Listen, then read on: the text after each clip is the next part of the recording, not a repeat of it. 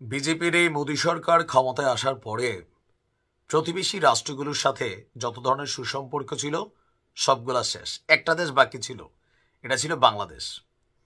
প্রতিরক্ষা খাতে ভারতের প্রতি বছর যে ব্যয় হইতো, এর মাঝখানে বাংলাদেশ সীমান্তে আসলে ব্যয়টা জিরো ছিল।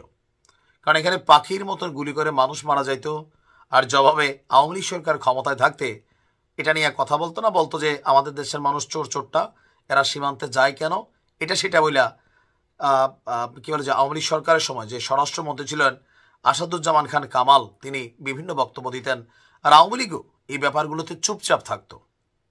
পরিস্থিতি পাল্টে গেছে।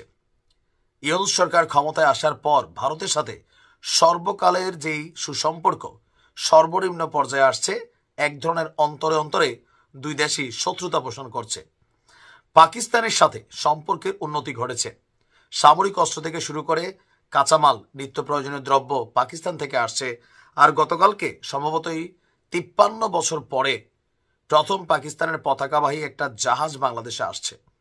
সবকিছু মিলিয়া বাংলাদেশও এই মুহূর্তে ভারতের জন্য টেনশন স্বরূপ। ভারতের যিনি সেনাপ্রধান আছেন তিনি বলছিলেন যে পাকিস্তানের গোয়েন্দা সংস্থা তারা বাংলাদেশে আইসা চিকেন নেকের কাছে ঘোরাফেরা করে গেছে। এখন চারদিক থেকে ভারতের অবস্থা খুব কাহিল।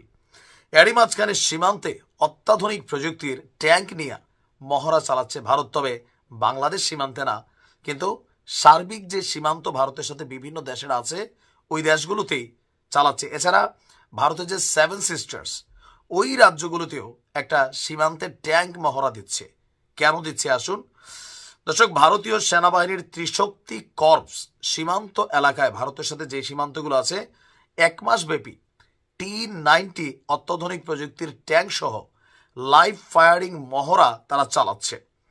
মহড়াটি সিকিম শিলিগুড়ি করিডোরের সুরক্ষা নিশ্চিত করতে ও যুদ্ধের প্রস্তুতি বাড়ানোর লক্ষ্যে করা হয়েছে। মহড়ায় ভারতীয় সেনারা T-20 ট্যাঙ্কের পাশাপাশি মর্টার, ফায়ার আর্মস এবং ড্রোন ব্যবহার করে লক্ষ্য শনাক্ত এবং নজরদারি করেছেন।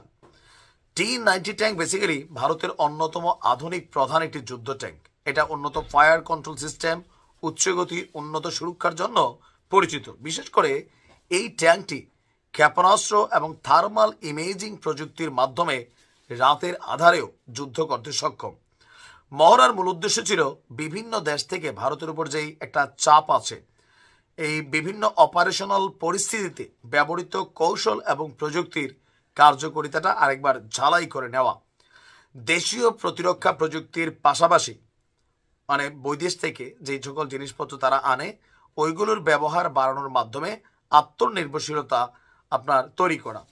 সামরিক বিশেষজ্ঞরা মনে করছেন এই ধরনের নিয়মিত উচ্চ তীব্র অনুশীলন ভারতীয় সেনাবাহিনীর যুদ্ধ কৌশলের প্রমাণ দিচ্ছে। যে কোনো সংকটে ভারত যে কোনো দেশের বিরুদ্ধে লড়াই করার জন্য তাদের কতটুকু সক্ষমতা সেইটাও শত্রুদেরকে একটু দেখিয়ে দিচ্ছে। এখন ভারতের চারদিক ঘিরে শত্রু, চীন, পাকিস্তান, আপাতত বাংলাদেশকেও তারা সেই তালিকায় নিয়েছে।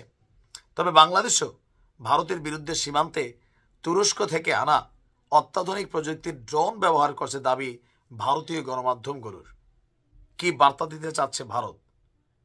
যুদ্ধ করবে নাকি আশেপাশে যুদ্ধ লাগাবে?